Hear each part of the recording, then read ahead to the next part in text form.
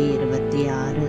இனிமையான குழந்தைகளே, தூய்மையற்ற உலகத்திலிருந்து தொடர்பை விடுத்து ஒரு பாபாவுடன் புத்தியின் நினைவை இணைத்தீர்கள் என்றால் மாயையிடம் தோல்வி அடைய முடியாது. கேள்வி: சக்திசாலியான தந்தை இருந்தும் கூட இந்த யஜ்யத்தில் ஏன் தடைகள் ஏற்படுகிறது? அதற்கான காரணம் என்ன? பதில்: இந்த தடைகளானது நாடகத்தின்படி அவசியம் வரத்தான் வேண்டும். ஏனென்றால் எப்பொழுது இந்த யஜ்யத்தில் அசுரர்கள் தடைகளை ஏற்படுத்துகிறார்களோ அப்பொழுதுதான் பாவத்தின் பானை நிறையும். இதில் பாபா எதுவும் செய்ய முடியாது. இது நாடகத்தில் நிச்சயிக்கப்பட்டது. தடைகள் ஏற்படத்தான் செய்யும். ஆனால் நீங்கள் அதனை பார்த்து பயப்பட வேண்டாம். பாடல்: யார் தாயும் தந்தையுமாக இருக்கிறார்கள்? ஓம் சாந்தி. குழந்தைகள், எல்லையற்ற தந்தையின் கட்டளையை கேட்டீர்கள். அவர்தான் இந்த உலகத்தின் தாய் தந்தையானவர். இங்கு உங்களுடைய சம்பந்தம் தேகத்தினுடையதாக இருக்கிறது. ஏனென்றால் தேகத்தின் முதல் சம்பந்தம் தாயுடன், அதன் பிறகு தந்தையுடன் ஏற்படுகிறது. பிறகு சகோதரன் போன்ற உறவுகள் வருகிறது. இந்த உலகத்தின் தாய் தந்தையிடமிருந்து புத்தியின் நினைவை நீக்கிவிடுங்கள். இந்த உலகில் தொடர்பு வைக்காதீர்கள். ஏனென்றால் இந்த கலியுகத்தின் உறவுகள் மோசமானது. ஜகம் என்றால் உலகம். இந்த தூய்மையற்ற உலகிலிருந்து புத்தியின் நினைவை அகற்றி என் ஒருவரிடம் இணைத்து விடவும், மேலும் புதிய உலகத்தின் பக்கம் இணைத்து விடவும். ஏனென்றால் நீங்கள் என்னிடம் வர வேண்டும். தொடர்பை இணைக்க வேண்டிய விஷயம்தான், வேறு எதுவும் கிடையாது. வேறு எந்த கஷ்டமும் கிடையாது. யாருக்கு பாபாவின் கட்டளை கிடைக்கிறதோ அவர்கள் தொடர்பை இணைப்பார்கள். சத்யுகத்தில் முதல் சம்பந்தம் மிக நன்றாக இருக்கும், சதோ பிரதானமாக இருக்கும். பிறகு மறுபிறவி எடுத்து எடுத்து கீழே இறங்கி விட்டீர்கள். பிறகு சுகத்தின் சம்பந்தம் கொஞ்சம் கொஞ்சமாக குறைந்து விடுகிறது. இப்பொழுது இந்த பழைய உலகத்தின் சம்பந்தத்தை முழுமையாக அகற்ற வேண்டும். என்னுடன் சம்பந்தம் வையுங்கள் என்று பாபா கூறுகிறார். ஸ்ரீமத் படி நடக்க வேண்டும். மற்றபடி என்னவெல்லாம் தேகத்தின் சம்பந்தம் இருக்கிறதோ அவை அனைத்தையும் விட்டுவிடுங்கள்.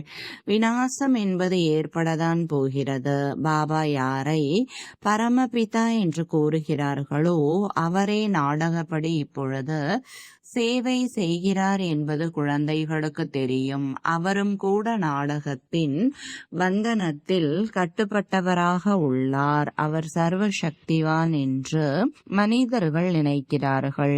எப்படி கிருஷ்ணரை சர்வ சக்திவான் என்று கூறுகிறார்கள்? அவருக்கு சுய தரிசன சக்கரத்தை காட்டியிருக்கிறார்கள். இதன் மூலமாக அவர் தலையை வெட்டினார்கள் என்று நினைக்கிறார்கள். தேவதைகள் வன்முறைக்கான காரியத்தை எவ்வாறு செய்வார்கள்? அவர்கள் இதை செய்ய இயலாது.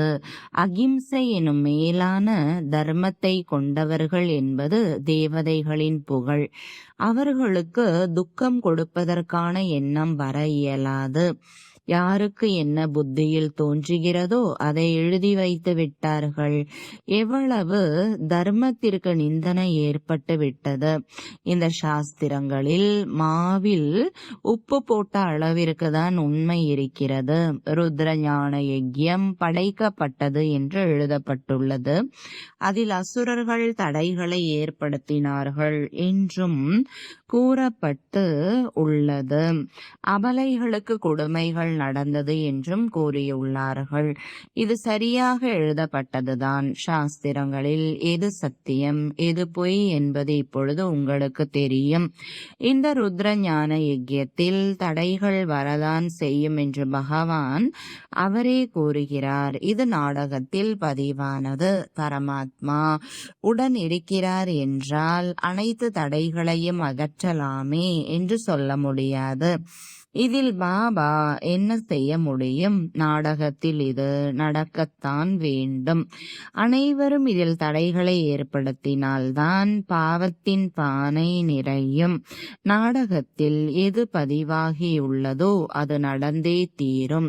அசுரர்களின் தடை ஏற்படும். தன்னுடைய ராஜ்யம் உருவாகி கொண்டிருக்கிறது. அரைக்கல்பம் மாயையின் ராஜ்யத்தில் மனிதர்கள் மிக தமோ பிரதான புத்தியுடையவர்களாக தாழ்ந்தவர்களாக ஆகிவிட்டார்கள். பிறகு அவர்களை உயர்ந்தவர்களாக ஆக்குவது பாபாவின் காரியம். தாழ்ந்தவர்கள் ஆவதற்கு அரை கல்பம், பிறகு ஒரு வினாடியில் பாபா உயர்ந்தவர்களாக ஆக்குகிறார். நம்பிக்கை வருவதில் அதிக நேரம் ஆகிறதா என்ன? அப்படியும் சில நல்ல குழந்தைகள் இருக்கிறார்கள். அவர்களுக்கு நம்பிக்கை ஏற்பட்டவுடன் உறுதிமொழி எடுக்கிறார்கள்.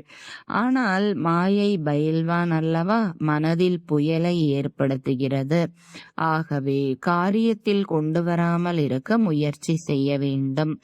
அனைவரும் முயற்சி செய்து கொண்டிருக்கிறீர்கள். கர்மாதீத் நிலை இன்னும் அடையவில்லை.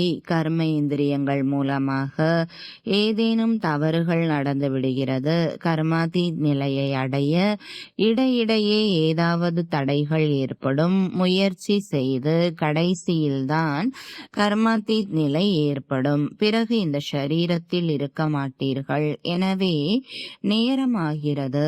ஏதாவது தடைகள் வந்து கொண்டேதான் இருக்கும். எங்காவது மாயை தோல்வி அடைய வைத்து விடுகிறது. குத்துச்சண்டை அல்லவா? பாபா நினைவில் இருக்க விரும்புகிறார்கள், ஆனால் இருக்க முடிவதில்லை. இருக்கின்ற நேரத்தில் இந்த நிலையை தாரணை செய்ய வேண்டும். யாரும் பிறவியிலேயே அரசராக வருவது இல்லை. சிறிய குழந்தை கொஞ்சம் கொஞ்சமாக வளர்ந்து பெரியவனாகிறது. அதற்கும் சிறிது காலம் ஆகும் அல்லவா? இப்பொழுது இன்னும் சிறிது நேரம்தான் உள்ளது. அனைத்து ஆதாரமும் முயற்சியில்தான் உள்ளது. நான் எப்படியாவது பாபாவிடமிருந்து அவசியம் ஆஸ்தியை அடைய வேண்டும் என்பதில் கவனம் வைக்க வேண்டும். மாயையை அதிகம் எதிர்கொள்ள வேண்டிய எனவேதான் உறுதிமொழி எடுக்கிறார்கள். மாயை குறைவானது அல்ல, மிக லேசான நிலையில் கூட வருகிறது. பலசாலி முன்னால் மிக நன்றாக சண்டையிடுகிறது. இந்த விஷயங்கள் எந்த சாஸ்திரங்களிலும் கிடையாது. குழந்தைகளுக்கு இப்பொழுது நான் தான் புரிய வைக்கிறேன். பாபா மூலமாக நீங்கள் சத்கதியை அடைகிறீர்கள். பிறகு இந்த ஞானம் இருக்காது. ஞானத்தின் மூலமாக சத்கதி கிடைக்கிறது. சத்தியுகத்தை தான் சத்கதி என்று சொல்லப்படுகிறது. எனவே குழந்தைகளுக்கு லட்சியம் கிடைத்துள்ளது. நாடகத்தின்படி மரம் வளர்வதற்கு நேரமாகிறது. தடைகள் அதிகமாக வருகிறது.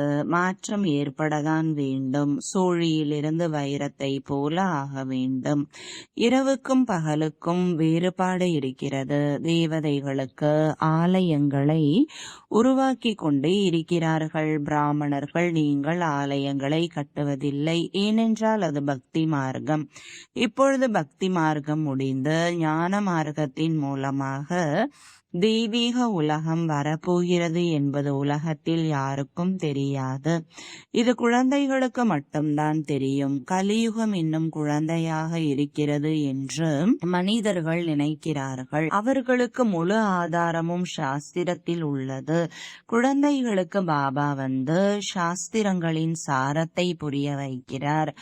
இதுவரையில் எதையெல்லாம் படித்தீர்களோ அவை அனைத்தையும் மறந்துவிடுங்கள் என்று பாபா கூறுகிறார். அதன் மூலம் யாரும் சத்கதி அடைவதில்லை. ஏதோ சிறிது அல்பகால சுகம் கிடைத்தது, எப்பொழுதும் சுகம் கிடைத்தது என்பது இல்லை.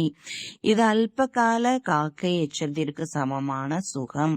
மனிதர்கள் துக்கத்தில் தான் இருக்கிறார்கள். சத்தியுகத்தில் துக்கத்தின் பெயர் அடையாளமே இருக்காது என்பது அவர்களுக்கு தெரியாது.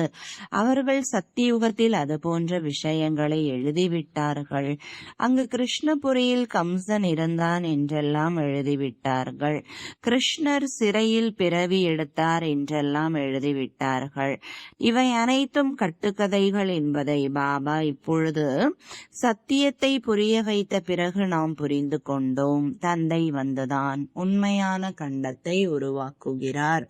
சத்தியமான கண்டத்தில் எவ்வளவு சுகம் இருந்தது, பொய்யான கண்டத்தில் எவ்வளவு துக்கம் இருக்கிறது, இவை அனைத்தையும் மறந்து விட்டார்கள். நாம் ஸ்ரீமத் படி நடந்து சத்தியமான கண்டத்தை உருவாக்கி அதில் எஜமானன் ஆகிறோம் என்பது நமக்கு தெரியும். இப்படி ஸ்ரீமத் படி நடப்பதன் மூலமாக நீங்கள் உயர்ந்த பதவியை அடைய முடியும். நாம் இந்த கல்வியை கற்று சூரிய வம்சத்தில் மகாராஜா மகாராணி ஆகிறோம் என்பது குழந்தைகளுக்கு தெரியும். உயர்ந்த பதவியை அடைய அனைவருடைய உள்ளத்திலும் ஆசை உள்ளது. அனைவரும் முயற்சி செய்கிறீர்கள். நல்ல பக்தர்கள் சித்திரங்களை தன்னுடன் வைத்துக் கொள்வார்கள். ஏனென்றால் அடிக்கடி அந்த நினைவு இருக்கும் என்பதற்காக. திரிமூர்த்தி சித்திரத்தை தன்னுடன் வைத்து கொண்டால் அடிக்கடி நினைவு வரும். பாபாவை நினைவு செய்வதன் மூலமாக நாம் சூரிய வம்சத்தில் வர முடியும். காலை எழுந்ததும் பார்வை அதன் மீது செல்லும். இது கூட ஒரு முயற்சி தான். பாபா வழி தருகிறார். நல்ல நல்ல பக்தர்கள் மிகுந்த முயற்சி செய்கிறார்கள். கண்களை விழித்ததும் கிருஷ்ணரை நினைக்க வேண்டும் என்பதற்காக அவருடைய படத்தை வைத்துக் கொள்கிறார்கள். உங்களுக்கு மேலும் சகஜமானது.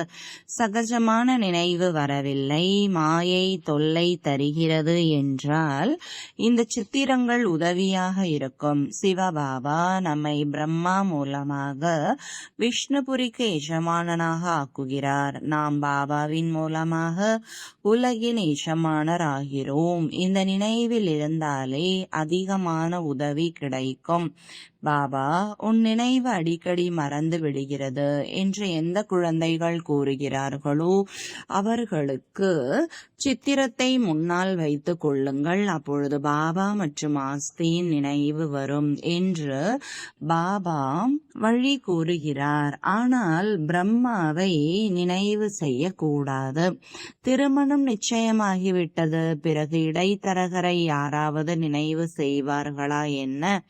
நீங்கள் பாபாவை நன்றாக நினைவு செய்தீர்கள் என்றால் அவரும் உங்களை நினைவு செய்வார். நினைவின் மூலமாகத்தான் நினைவு கிடைக்கிறது. இப்பொழுது நாயகனுடைய தொழில் என்னவென்று உங்களுக்கு தெரியும். சிவனுக்கு எவ்வளவு பக்தர்கள் உள்ளார்கள். சிவ சிவா என்று அழைக்கிறார்கள். ஆனால் அது தவறானது. சிவ காசி, விஸ்வநாத், கங்கா என்றெல்லாம் கூறுகிறார்கள். நதிக்கரையில் சென்று அமர்ந்து விடுகிறார்கள். ஞானக்கடல் பாபாதான் என்பதை புரிந்து கொள்வதில்லை. பனாரஸை பார்ப்பதற்கு அயல் நாட்டவர்கள் செல்கிறார்கள். பெரிய பெரிய கால்வாய்கள், ஆறுகள் இருந்தாலும் தந்தையின் ஆலயம் அனைவரையும் கவர்ந்திழுக்கிறது. அனைவரும் அவரிடம் செல்கிறார்கள். கோவில் யாரிடமும் செல்லாது. ஆலயத்தில் இருக்கும் தேவதைகள் கவர்ந்திழுக்கிறார்கள். சிவ தந்தையும் ஈர்க்கிறார். முதல் நம்பர் சிவ தந்தை, பிறகு பிரம்மா, சரஸ்வதி தான் விஷ்ணுவாக ஆகிறார்கள். விஷ்ணுவிலிருந்து பிரம்மா, பிராமணனிலிருந்து விஷ்ணுபுரியின் தேவதைகள் ஆகிறீர்கள். விஷ்ணுபுரியின் தேவதையிலிருந்து பிறகு பிராமணன் ஆகிறீர்கள். நாம் தேவதையாக ஆகிக் கொண்டிருக்கிறோம். எனவே பிறருக்கும் வழி கூற வேண்டும். இதுதான் நம்முடைய தொழில். மற்ற அனைவரும் காட்டிற்கு அழைத்து செல்பவர்கள். நீங்கள் காட்டிலிருந்து விடுபட வைத்து தோட்டத்திற்கு அழைத்து செல்கிறீர்கள். சிவபாபா முள்ளில் இருந்து மலராக ஆக்குகிறார். நீங்களும் இந்த காரியத்தை செய்கிறீர்கள். இந்த விஷயங்களை நீங்கள் புரிந்திருக்கிறீர்கள். யாரும் ராஜா ராணி இங்கு இல்லை. நீங்கள் அவர்களுக்கு புரிய வைப்பதற்கு பாண்டவர்களுக்கு 3 அடி நிலம் கூட கிடைக்கவில்லை என்ற புகழ் இருக்கிறது. பாபா சக்திசாலியானவர். அவர் உலக ராஜ்யத்தை கொடுத்திருக்கிறார். இப்பொழுது அதே நடிப்பை மீண்டும் நடிக்கிறார். பாபா குப்தமாக உள்ளார்.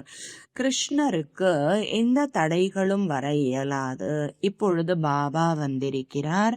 அவரிடம் வந்து ஆஸ்தி அடைய வேண்டும். இதற்கான முயற்சி செய்ய வேண்டி உள்ளது.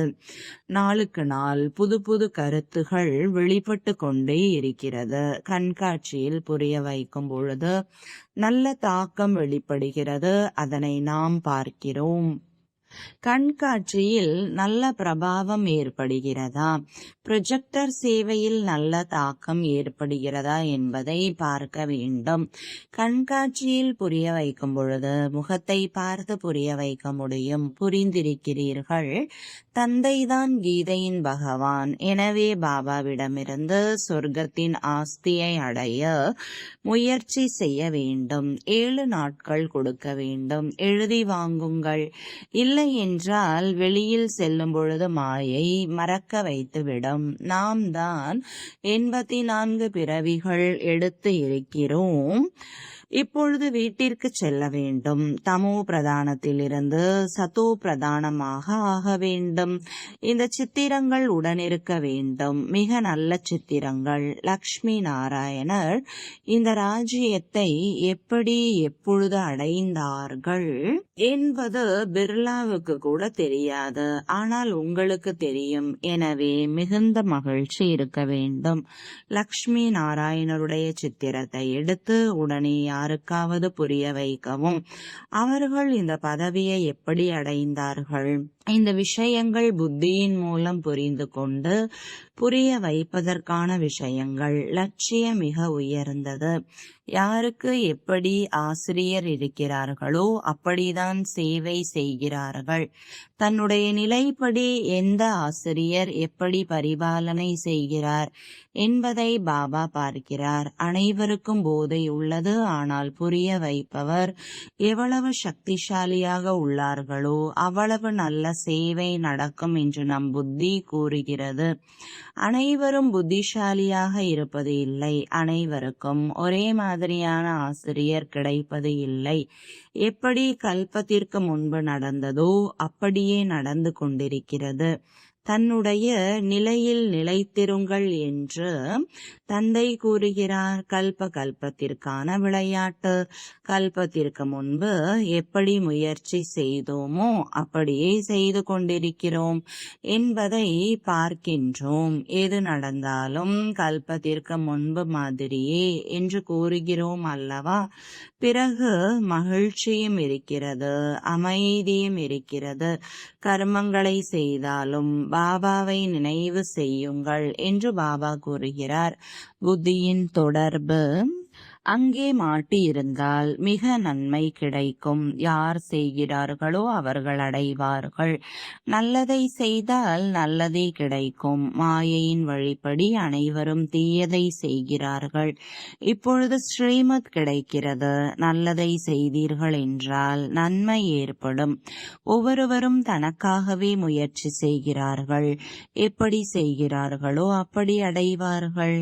ஏன் நாம் நினைவில் இருந்து சேவை செய்யக்கூடாது? யோகத்தின் மூலம் ஆயுள் அதிகமாகும். நினைவு யாத்திரையின் மூலம் ஆயுள் அதிகமாகிறது என்றால் ஏன் நாம் பாபாவின் நினைவில் இருக்கக்கூடாது? சரியான விஷயம் என்றால் ஏன் நாம் அதற்கு முயற்சி செய்யக்கூடாது? ஞானம் என்பது சகஜமானது. சிறிய குழந்தைகள் கூட நன்றாக புரிந்து கொண்டு புரிய வைக்கிறார்கள். ஆனால் அவர்கள் யோகியாக இல்லை அல்லவா? பாபாவை நினைவு செய்யுங்கள் என்று உறுதி அளியுங்கள். அடிக்கடி மறந்து விடுகிறது என்று கூறுபவர் சித்திரத்தை வைத்துக் கொள்வது நல்லது. அதிகாலையில் சித்திரத்தை பார்த்ததும் நினைவு வந்துவிடும். சிவ பாபாவிடமிருந்து நாம் விஷ்ணுபுரிக்கான ஆஸ்தியை அடைந்து கொண்டிருக்கிறோம். இந்த திரிமூர்த்தி சித்திரம் மிக முக்கியமானது. அதன் பொருளை நீங்கள் இப்பொழுது புரிந்துள்ளீர்கள். உலகத்தில் இப்படிப்பட்ட மும்மூர்த்திகளின் படம் யாரிடம் அவசியமும் இல்லை. இது மிக சகஜமானது. நாம் எழுதினாலும் எழுதாவிட்டாலும் பிரம்மா மூலமாக உருவாக்கம், விஷ்ணுவின் மூலமாக பாலனை. இதை அனைவரும் புரிந்துள்ளனர். நல்லது. இனிமையிலும் இனிமையான, காணாமல் போய் வெகு காலம் கழித்து கண்டெடுக்கப்பட்ட செல்லமான குழந்தைகளுக்கு தாயும் தந்தையுமாகிய பாப்தாதாவின் அன்பு நினைவுகள் மற்றும் காலை வணக்கம். ஆன்மீக குழந்தைகளுக்கு ஆன்மீக தந்தையின் வணக்கங்கள். ஆன்மீக தந்தைக்கு ஆன்மீக குழந்தைகளின் அன்பு நினைவுகளும் வணக்கங்களும். தாரணைக்கான முக்கிய சாரம்: மாயையின் யுத்தத்தில் ஒரு பொழுதும் தோல்வி அடையக்கூடாது. இதில் கவனம் தேவை. கல்பத்திற்கு முன்பு செய்த நினைவின் மூலமாக தன்னுடைய நிலையை உறுதியாக ஆக்கவும், மகிழ்ச்சி மற்றும் அமைதியாக இருக்கவும், தனக்கு நன்மை செய்வதற்காக ஸ்ரீமத் படி நடக்க வேண்டும். இந்த பழைய உலகத்திலிருந்து தொடர்பை விட்டுவிட வேண்டும். மாயையின் புயலிலிருந்து பாதுகாத்து கொள்வதற்கு சித்திரத்தை முன்னால் வைத்து பாபா மற்றும் ஆஸ்தியை நினைவு செய்ய வேண்டும். வரதானம்: சிந்தனை மூலம் பாபாவின் சொத்தை தனதாக்கி கொள்ளக்கூடிய திவ்ய புத்தி உடையவர் ஆகுக. விளக்கம்: பாபாவிடமிருந்து என்னென்ன பொக்கிஷங்கள் கிடைத்திருக்கிறதோ அவற்றை மனனம் செய்வீர்கள் என்றால் உள்ளுக்குள் நிறைந்து கொண்டே போகும். சொத்துகள் அனைவருக்கும் ஒரே மாதிரிதான் கிடைத்துள்ளன. ஆனால் யார் மனனம் செய்து அதை தனதாக்குகிறாரோ அவருக்கு அதன் போதை மற்றும் மகிழ்ச்சி இருக்கும். எனவே சொல்லப்படுகிறது, தன்னுடைய விசேஷ குணங்களை எந்த அளவு நினைவு செய்கிறீர்களோ அந்த அளவு போதை அதிகரிக்கும். யார் ஞான சிந்தனையின் போதையில் இருக்கிறாரோ அவரை உலகத்தின் எந்த ஒரு பொருளோ பிரச்சனையோ கவர்ந்து இழுக்க முடியாது. அவருக்கு திவ்ய புத்தியின் வரதானம் தானாகவே கிடைத்துவிடும். ஸ்லோகன்: மனதின் குழப்பத்தை முடித்து விடுவதற்கு நிர்ணய சக்தியை அதிகப்படுத்துங்கள்.